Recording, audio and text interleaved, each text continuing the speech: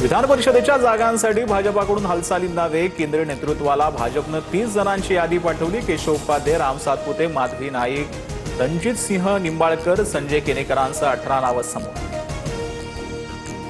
विधान परिषदेच्या पोटनिवडणुकीसाठी भाजपाकडून प्रज्ञा सातव यांच्या नावावर शिक्कामोर्तब। सूत्रांची माहिती, काँग्रेसमधून भाजपात येताना प्रज्ञा सातवांकडून राजीनामा।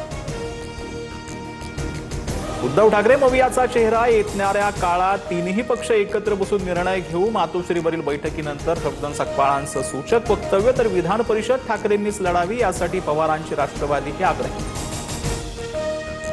पश्चिम बंगालमध्ये पहिल्या टप्प्यात विक्रमी मतदान। आतापर्यंत तब्बल 92.66% मतदानाची नोंद। तर तमिळनाडूमध्ये 85.14% मतदान। पहिल्या टप्प्यात दीदींचे गुंड घराबाहेर पडले नाहीत। मी गुंडांना सांगतो, दुसऱ्या टप्प्यातही बाहेर येऊ नका, नाहीतर उलट टांगून सरळ करणार। केंद्रीय गृहमंत्री अमित शहांचं ट्विट। पश्चिम बंगालमध्ये मतदानावेळी हाय व्होल्टेज ड्रामा। तृणमूलच्या समर्थकांकडून भाजप उमेदवार सुभेंद्र सरकार यांना मारहाण।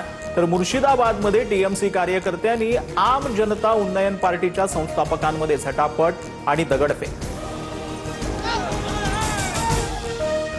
बारामतीत विधानसभा पोटनिवडणुकीसाठी आतापर्यंत 58.17% मतदानाची नोंद। तर राहुरीमध्ये 55.85% मतदान। 4 मे रोजी दोन्ही मतदारसंघांचा निकाल लागणार। 2029ला मी उमेदवार व्हावं अशी कार्यकर्त्यांची इच्छा। जय पवारांकडून निवडणूक लढण्याचे संकेत। तर बारामती 2029ला जय विरुद्ध युगेंद्र अशी लढत होऊ शकते। रोहित पवारांचं भाष्य। आता पवार विरुद्ध पवार लढाई नको, तशी आमची इच्छाही नाही। युगेंद्र पवारांची भूमिका, तर कुटुंब म्हणून एकत्र राहायला पाहिजे। जय पवारांचं भाष्य। शरद पवार डिस्चार्ज नंतर सिल्वर ओकवर पवारांची प्रकृती उत्तम। सध्या डॉक्टरांकडून विश्रांतीचा सल्ला। 10 ते 12 दिवसात महाराष्ट्र दौरा सुरू करणार।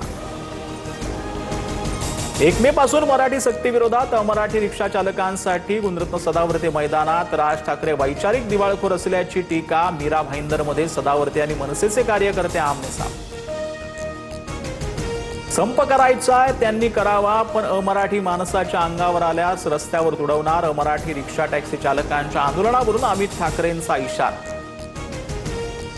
नाशिक पाठोपाठ मुंबईच्या आगरीपाड्यातही कॉर्पोरेट जिहाद झाल्याचा आरोप। मोबाईलवर अश्लील मेसेज करून 19 वर्षीय तरुणीचा छळ। भाजपचे पदाधिकारी नितीन बनकर यांच्या आरोपांनंतर गुन्हा दाखल। राज्यभरात अवकाळी पावसाचा तडाखा। साताऱ्यातील ओझरे गावात जनजीवन विस्कळीत। भिंत कोसळून एका महिलेचा मृत्यू। तर धाराशिव, सोलापूर, लातूरमध्ये पिकांचं मोठं नुकसान। पंचनाम्याची मागणी। राज्यात पुढील 3 दिवस वादळी पावसाचं संकट। कोकण, मध्य महाराष्ट्र आणि मराठवाड्याला येलो अलर्ट। विदर्भ वगळता सर्वत्र वादळी पावसाची शक्यता।